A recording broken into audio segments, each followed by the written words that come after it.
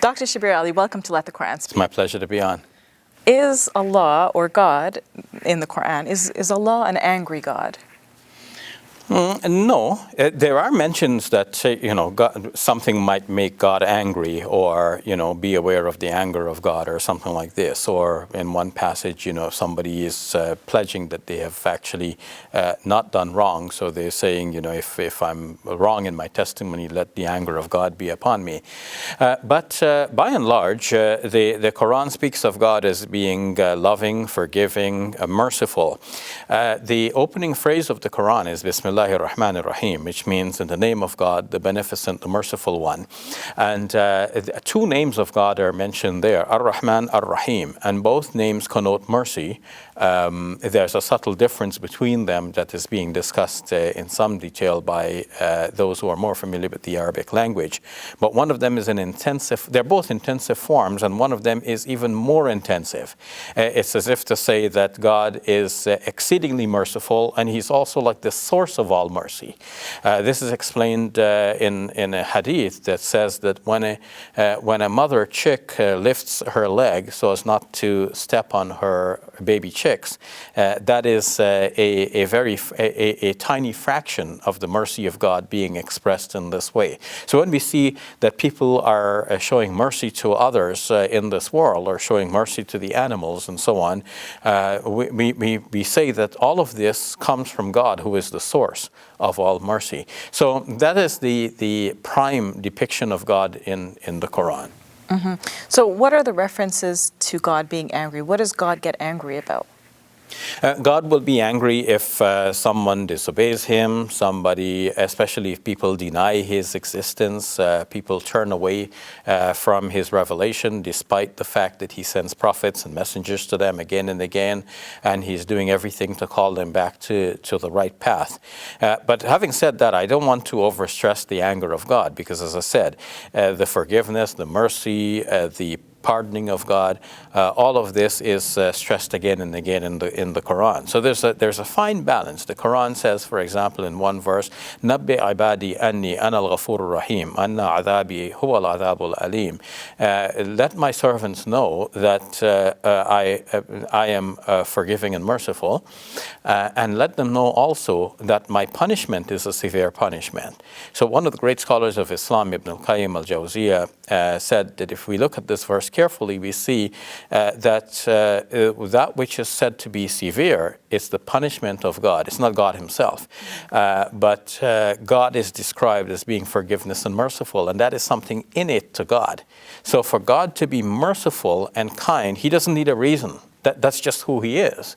But for Him to punish somebody, that requires a reason, because the punishment comes from an external factor.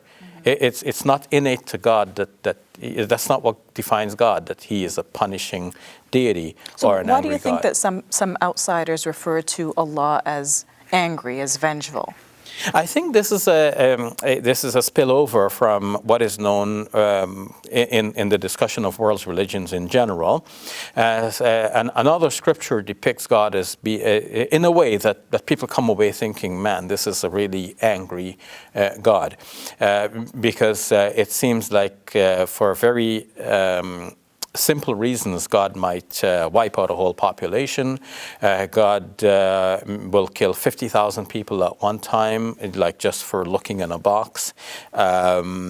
It's a sacred box. I mean, I don't want to belittle that, but from the atheist perspective, it looks like you're speaking about a very angry and vengeful God here. Plus, some of the commandments would be interpreted in modern times and expressed in language like genocide. It would be said that God commanded people to go into that town and wipe out everything that breathes, and sometimes even the animals are to be killed and to be burnt,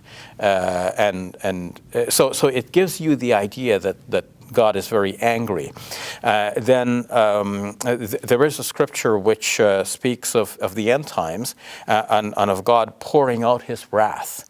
And you see that there is a great share of this, like the wrath of God being poured out in bowl after bowl of wrath. So people come away with this sense that God is angry. And when in the Islamic tradition we insist that we're speaking about the same God, so naturally 2 and 2, okay, so that means we're talking about the same angry God. But of course the Quranic depiction of God is different in this respect, in that the Quran insists on the mercy and forgiveness of God. And perhaps this is one of the reasons why the Quran is the way it is, because why does the Quran repeat again and again, Bismillahir Rahmanir Rahim, in the name of God, the Beneficent, the Merciful One, to stress this mercy, perhaps to counteract a negative image of God that was left from the study of world religions more generally. And we see that Muslims also are being taught in their daily activities to begin every good work with mentioning the name of God, and in the fuller form one would say Bismillahir Rahmanir Rahim, in the name of God, the Beneficent, the Merciful One. Whereas in the shorter form, it is just Bismillah. So this is a continual reminder to Muslims that God is merciful and He is kind. Some of the names of God that are referred to in the Quran, like Tawwab, means that He is forgiving again and again. And Ghaffar means that He is forgiving again and again. So that's the image that Muslims should have of God, of a kind and merciful, loving and forgiving God. We'll leave it at that. Thank you for your time, Dr. Shabir You're Ally. welcome.